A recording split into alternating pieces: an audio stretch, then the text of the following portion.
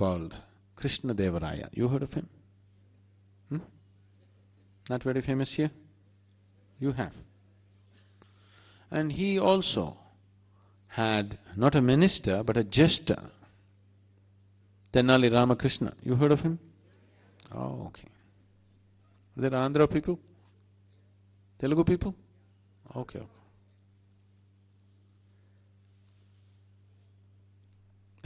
Tenali nunchi vachinara? లేదు. Okay. Recently in United States I met a doctor whose second name is Tenali. I was immediately excited about this. I thought, you are from Tenali? I asked. He said, yes, my village is Tenali. Then I was joking to him about Ramakrishna, but the unfortunate thing was he had never heard about Tenali Ramakrishna, and he did not know that he came from his village. Maybe he went to United States too early. Anyway,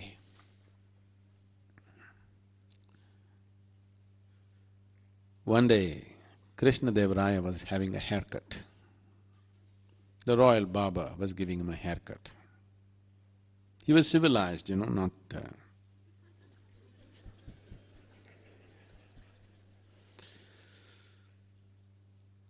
And a crow came and sat there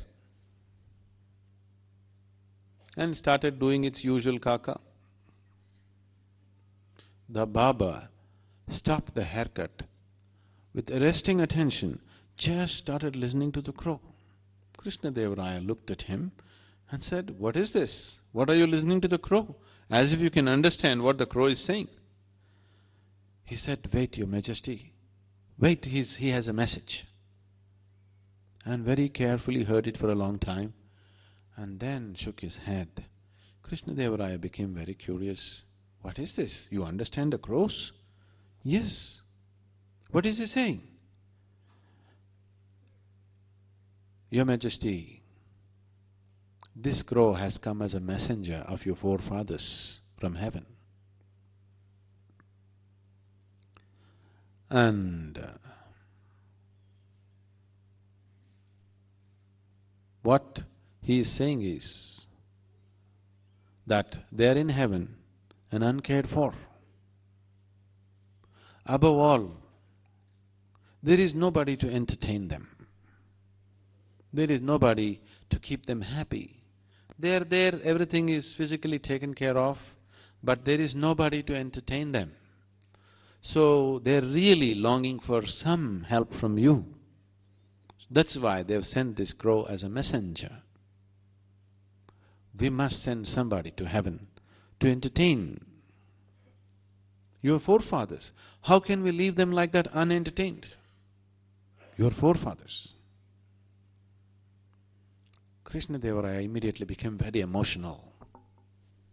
My forefathers are bored and suffering because of lack of attention and entertainment. I must send the best entertainment. So let's see who is the best dancer, who is the best musician, who is the best whatever, all this. Then a few other courtiers arrived and all of them said, Oh, Your Majesty, if you are willing, I am willing to go, but I can't sing for nuts. But if you want me to go and serve your forefathers, I will go to heaven and serve right now. Like this they built it up. But then they said, no, for your forefathers we must send the best of the best. How can we send? A musician, how long can he entertain you? If you hear him for 2 days, you finished with him. If you send a dancer, how long? If you see him for a few days, you're finished with him. We must send somebody who can keep them continuously entertained. Who better than Tenali Ramakrishna? He can keep your forefathers forever entertained because he is so ingenious. He is the best guy. Krishna Devaraya also agreed. There is nobody like Tenali Ramakrishna. He is the best entertainment. I wouldn't like to part with him, but my forefathers, he was in emotion. He said, yes, we will send Tenali Ramakrishna.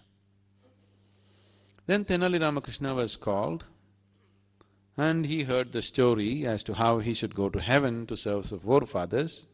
Immediately he took on the act. Oh, Your Majesty, I am more than willing. This is such a honor. I am going. I also know this whole thing, how to go. The barber had also received instructions as to how to send a man to heaven. The crow instructed how to send a man to heaven.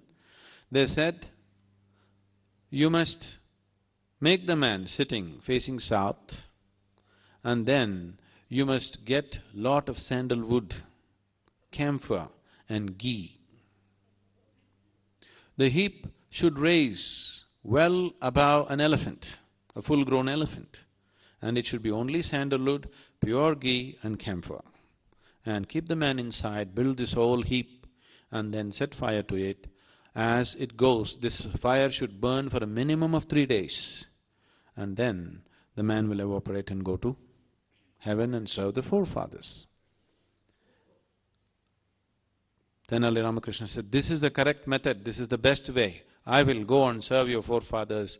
It is just that, let me make the preparation. I want to purify my body and my mind and everything before I go there.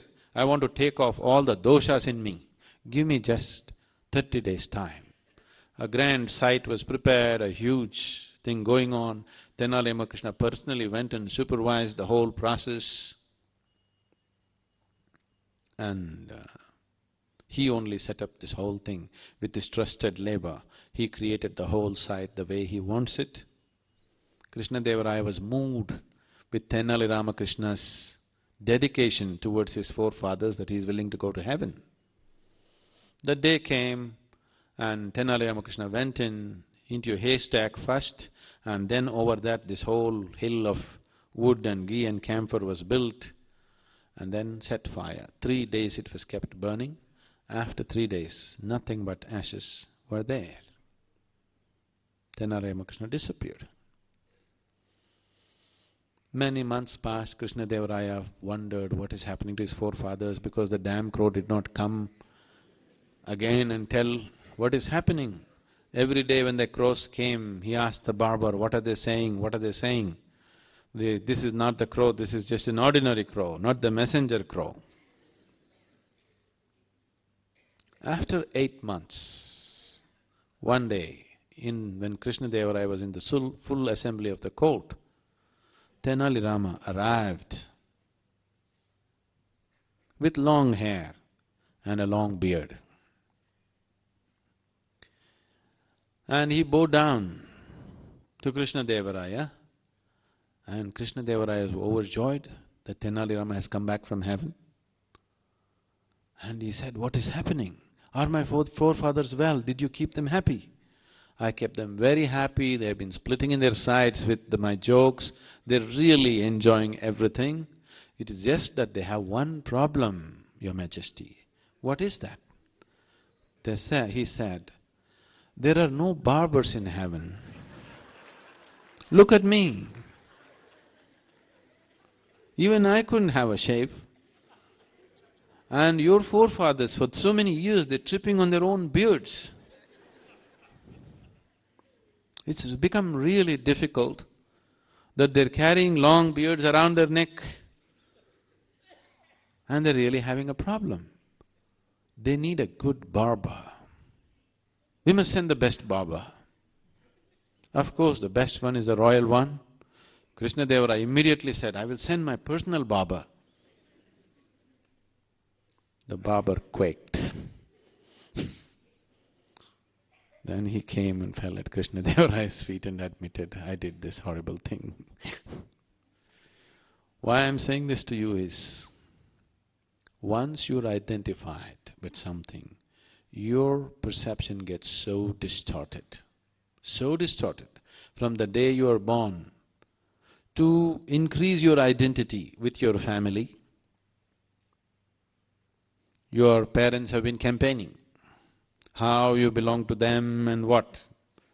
To increase your loyalty to your community and caste and creed and religion, other people have been campaigning. To increase your loyalty and you're even willing to die for your country, some other people are campaigning. On different levels, people are constantly campaigning to ensure that you are deeply, deeply identified with something so that you will serve those purposes. Nobody wants you to be a liberated human being because they're afraid of freedom. They believe that if one is free, he may do irresponsible things. Only because one is not free, he does irresponsible things. If one is truly free, why will he do anything irresponsible? Why will he do anything harmful? He is not free in his mind, that is why he does desperate things, isn't it? He is too identified with himself and nothing else, so he can harm somebody else. If he is not even identified with this one, there is no harm coming out of such a human being. It cannot come out of him. So because of these campaigns, you get so identified and everything gets distorted. We can run a campaign to make you believe just about anything. I want you to know this. If we campaign hard enough, we can make you worship anything, we can make you hate anything, we can make you love anything, we can make you give up your life for anything. It is just that we have to work on your identification. How strong is your identity? That is how much you go, isn't it? Once your intellect is identified, mind is no more a harmonious circus, it's a mess of a circus. The whole system of yoga, the technology of yoga, is only towards this.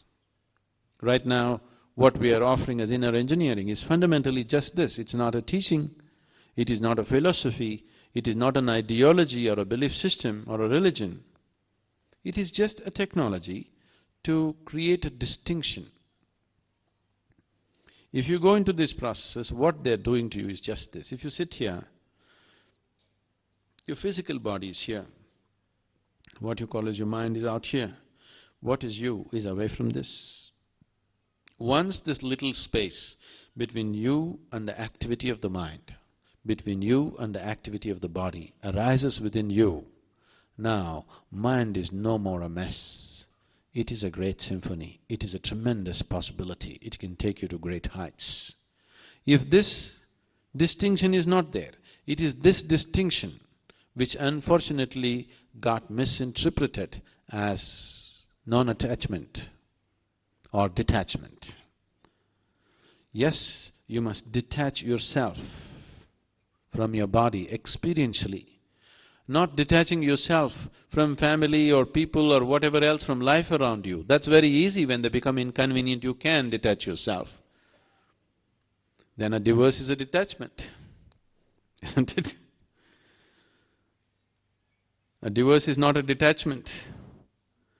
Detachment means that you have disentangled yourself from the process that you call as body, from the process that you call as mind, because both these things are an accumulation from outside. This body, how did you gather this? Breakfast, lunch, dinner, breakfast, lunch, dinner, breakfast, lunch, dinner, and snack. How did you accumulate the mind? All the impressions that you received through the 5 sense organs became the mind. So these two accumulations, if you have to gather so much accumulation, naturally there must be something more fundamental than that within you, or what you call as yourself, should be something little more than the accumulation that you gathered. So once this distinction arises within you, once you liberate your mind from being identified with anything, then mind is a miracle. Mind is a spectacular circus, not a mess. If you have questions, please. Sadhguru, what is the process for identification? Now, whatever is generally being referred to as a spiritual process, let's understand what that is.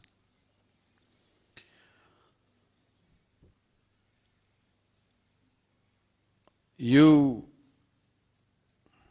telling your prayers may not be spiritual. Why I'm saying this is, 99% of the prayer on this planet is only about, dear God, give me this, give me that, save me, protect me. That is a survival process. It's just that you're routing your survival through heaven, that's all. So what you're referring to as spiritual is that in some way the experience of your life has transcended the limitations of the physical. The body is physical, the mind is also physical. When I say the mind is physical, it is just like, you can very clearly see that this light bulb is physical. But the electricity behind the light is also physical. The light that it throws out is also physical. Similarly, not only your brain is physical, the mind is also physical, the thoughts that it generates also is physical. Whether you're thinking about the God or the devil, it is still physical. No, I am thinking spiritual thoughts. There is no such thing. Thought is physical. And whatever you think is always coming from a certain accumulated information within yourself. Information is physical. Memory is physical. Gathering of information is always physical, isn't it? It may get subtle, but still physical. So, if your experience of life comes to a point where something beyond the physical becomes a living reality for you, then you're spiritual. In what way is it significant to make this happen? If a dimension beyond the physical becomes a living reality for you, then naturally the body and the mind are two processes that you handle sensibly. You will see the moment this experience arises within you, the way your physical body reorganizes itself, its capability to reorganize itself is absolutely miraculous. You will see people go through one single initiation. When they come out, their faces have changed. Within a week or two, you will see the very way their body functions will change. The very way they look, you will see there is a difference.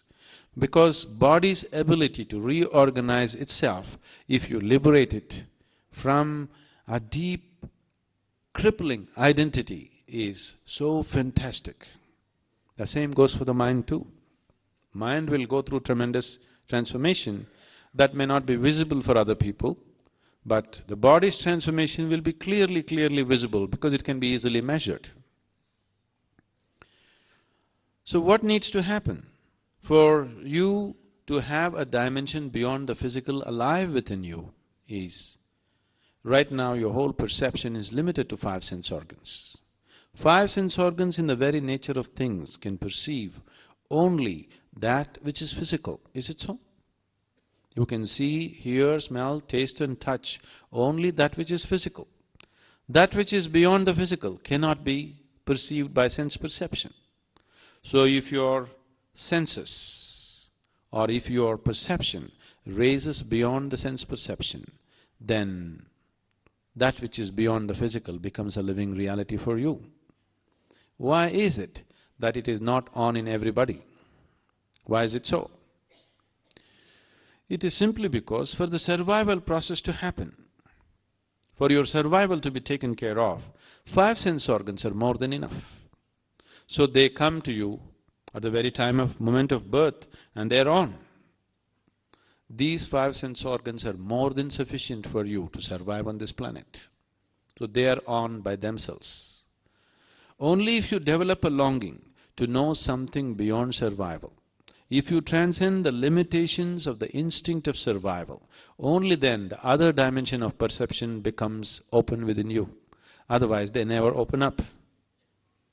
They just don't open up because you don't create that possibility within yourself.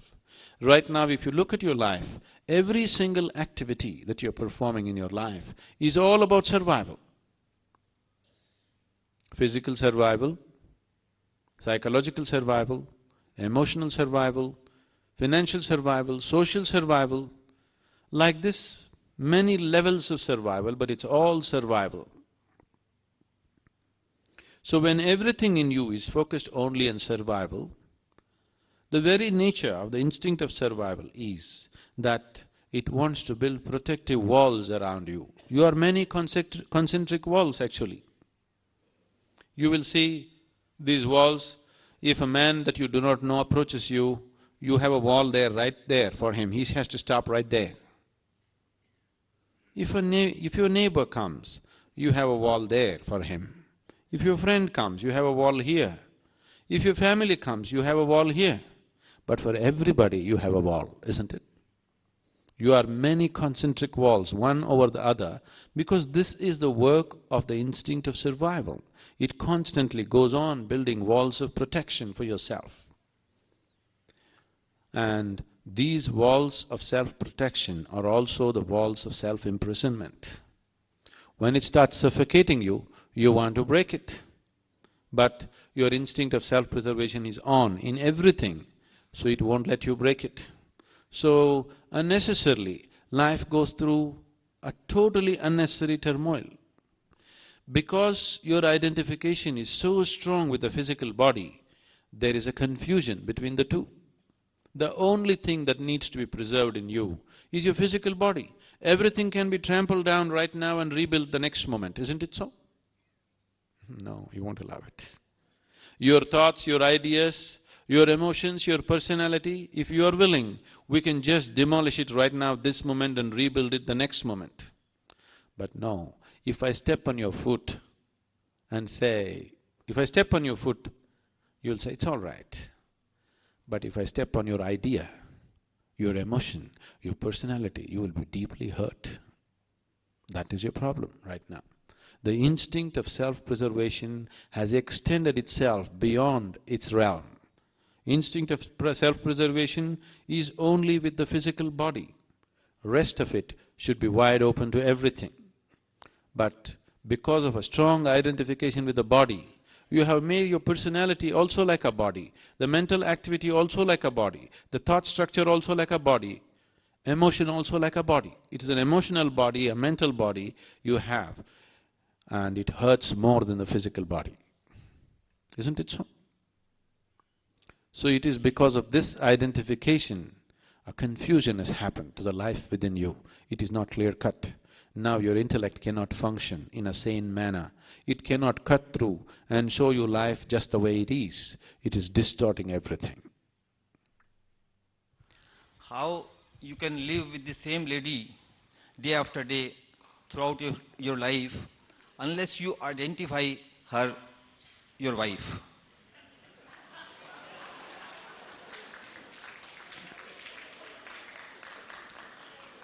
And my second question is... No, we'll handle one at a time. Is she here? She's here, okay. Recently I was in a place where a Jewish rabbi was speaking. This rabbi is from Denmark and he was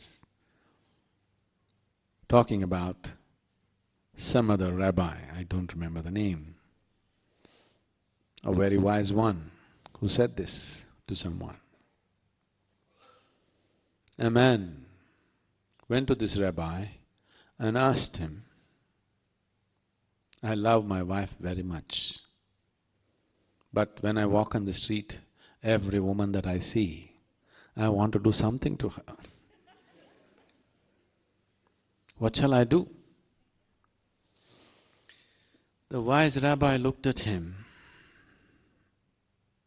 and said, son, it doesn't matter where you work up your appetite as long as you go home and eat.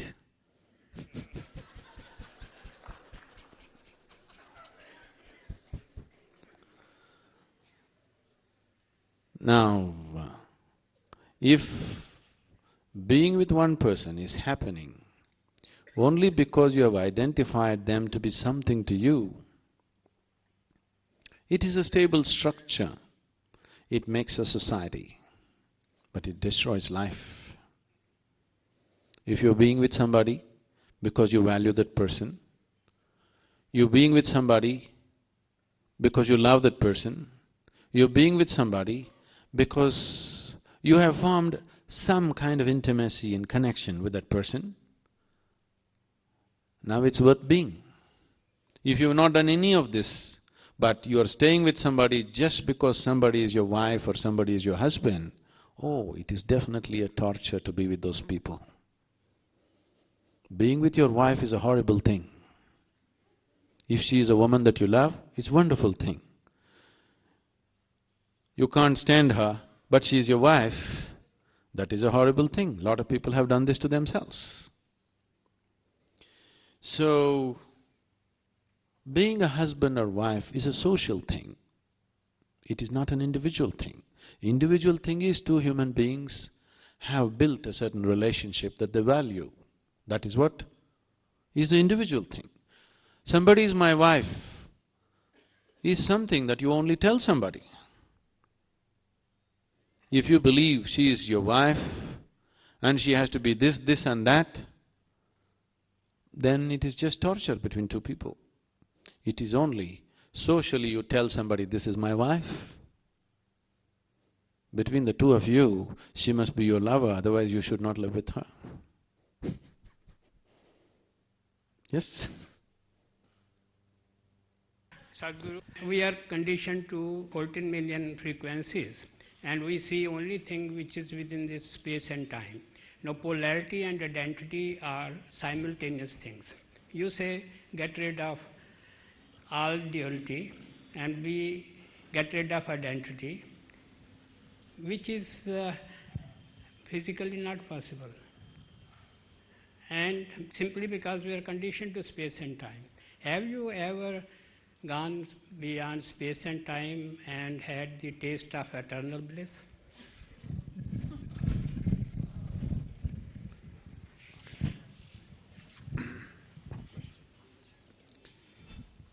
Now, both space and time is a creation of your conscious mind.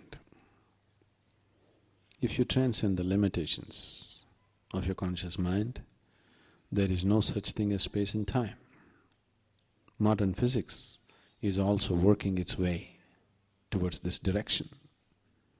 They're talking about 11 different dimensions in the same space. It has always talked about 21 different dimensions in the same space.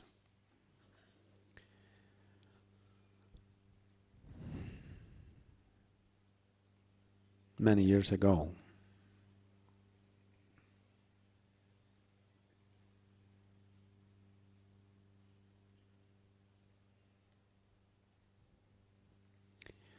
on a certain afternoon, till then I managed my time and space very well. On a certain afternoon, I happened to be sitting on a small hillock which I was involved with, which I loved, which I knew very intimately. Till that moment, I always thought, this is me, and the rest is the other. I handled the other quite well, but still this was me and that was the other. Suddenly I burst forth into an experience. I did not know which is me and which is not me. What was me was all over the place. The very rock that I was sitting on, the very air that I breathe, the atmosphere around me, everything became me. That doesn't make logical sense. Because if you want to make any kind of logical sense, you need two. Without two, there is no logic. And suddenly there was no two, it was all me. Everything was just me. I thought this lasted for about 10 to 15 minutes. But when I came back to my normal senses, about 4.5 hours had passed. I was sitting there with my eyes open, fully conscious. I was not in any kind of trance or whatever. I am fully conscious. But time just flipped, and I found for the first time in my adult life, tears were flowing through my eyes. Me and tears were impossible. But I've always been peaceful and happy, that's never been an issue. But here my shirt is wet with tears, and I'm bursting with a completely different kind of ecstasy, which is just the body cannot contain.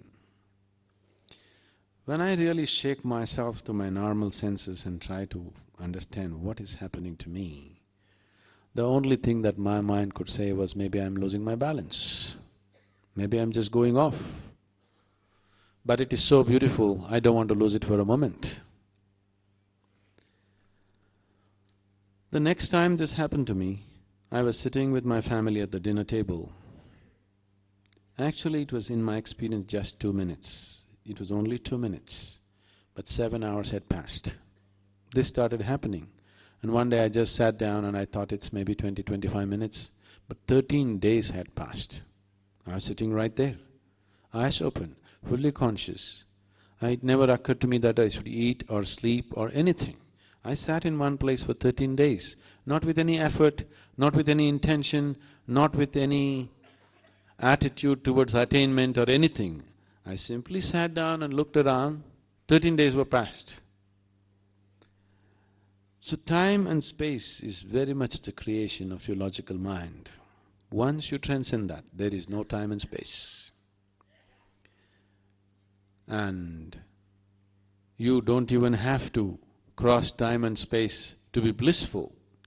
Blissfulness will happen to you in so many ways. Right now, I think there are lots of people here who are practicing Shambhavi Mahamudra. You sit down in the morning, 21 minutes, you become totally blissful. Drunk, but fully aware. Look into my eyes and see I'm stoned all the time, but fully conscious. This moment if I want I can flip, or this moment if I want I can be alert and conduct the situation the way I want. And if you were aware of the culture, as Sri Karan Singh was mentioning, Shiva is known as the Adi Yogi. He was inebriated all the time. He was drunk. At the same time, he's a perfect ascetic, sitting there in absolute meditation and drunk at the same time. This is what it means. And this is how all of us should be. Absolutely inebriated, but perfectly stable within ourselves.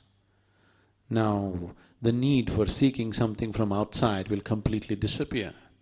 Once you're blissful by your own nature, your life becomes an expression of your blissfulness, not in pursuit of happiness. And that's the shift that needs to happen in every life.